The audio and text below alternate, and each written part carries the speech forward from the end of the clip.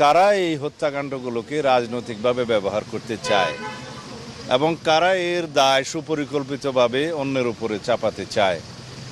আমরা মনে করি দেশের অভ্যন্তরে এবং দেশের বাইরে পতিত ফ্যাসিবাদী শক্তি নির্বাচন পিছানোর বা নির্বাচন বানচালের যে ষড়যন্ত্র আছে তারই অংশ হিসাবে এটা সংগঠিত হয়েছে এবং গণতান্ত্রিক শক্তিকে দমন করার জন্য, গণতান্ত্রিক উত্তরণকে বাধাগ্রস্ত করার জন্য, কণ্ঠকাকীর্ণ করার জন্য এরকমের তৎপরতা চালানো হতে পারে।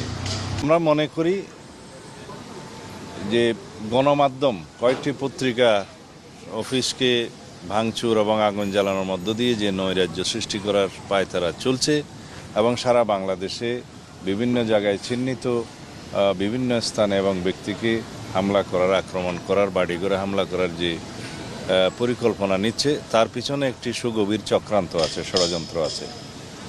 তবে এটাও জানাতে চাই, এরকম কিছু ঘটনা করে গণতন্ত্রের অগ্রযাত্রাকে ব্যাহত করা যাবে না এবং গণতন্ত্রের উত্তরণের কোনো প্রক্রিয়াতে কোনো প্রভাব বিস্তার করতে পারবে না। বাংলাদেশের গণতান্ত্রিক উত্তরণ সঠিকভাবেই যাবে, নির্ধারিত সময়ে নির্বাচন হবে ইনশাআল্লাহ এবং বাংলাদেশের মানুষ সেই দিনের অপেক্ষায়। আমি তো বলেছি যে পতিত ফ্যাসিবাদী শক্তি এবং কিছু দেশীয় এবং আন্তর্জাতিক চক্র আছে যারা বাংলাদেশে গণতন্ত্র শক্তিশালী হোক সেটা চায় না, বাংলাদেশের গণতান্ত্রিক উত্তরণটা মসৃণ হোক সেটা চায় না। সুপরিকল্পিত কোনো ষড়যন্ত্র কাজ করছে বলে আমাদের সন্দেহ।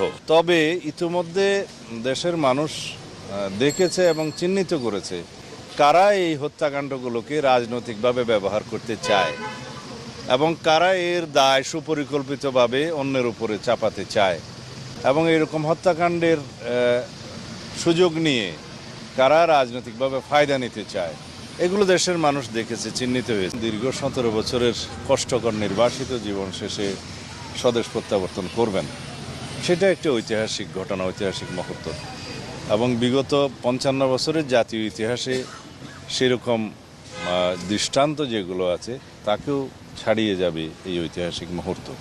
আগামী 55 বছরেও যাতে এরকম কোনো ইতিহাস স্থাপন না হয় সেরকম একটি ঐতিহাসিক মুহূর্ত আমরা তৈরি করতে চাচ্ছি। সারা জাতি সেজন্য প্রস্তুত আছে, সারা দেশের মানুষ অপেক্ষা করছে। তো সুতরাং তার আগমনকে কেন্দ্র করে যাতে নিরাপত্তাজনিত এবং প্রোটোকলজনিত কোনো বাধাবিঘ্ন না হয় সেই জন্য আমরা তার অবতরণের স্থান থেকে শুরু করে এবার কেয়ার যাওয়ার পথে, দেশনেত্রী বেগম খালেদা জিয়াকে দেখতে যাওয়ার পথে এবং সমস্ত স্থানে যাতে সমাগমটা নিরাপদ হয়, নিশ্চিদ্র হয়, নিরাপত্তা আমরা নিশ্চিত করতে পারি এবং জনগণের সামনে তিনি যে দাঁড়িয়ে কৃতজ্ঞতা জ্ঞাপন করবেন, ধন্যবাদ জ্ঞাপন করবেন, সেই জায়গাটাকেও আমরা চিহ্নিত করেছি। তো লক্ষ লক্ষ জনতার সামনে আমাদের প্রিয় নেতা এই দেশের গণতন্ত্রের রক্ষা কবচ জনাব তারেক রহমান দুটো কথা বলবেন, সেজন্য সারা জাতি উন্মুখ হয়ে আছে, উদ্গ্রীব হয়ে আছে। সেই বিষয়গুলো নিশ্চিত করার জন্য আমরা সমস্ত জায়গাগুলো আগে থেকেই পরিদর্শন করি।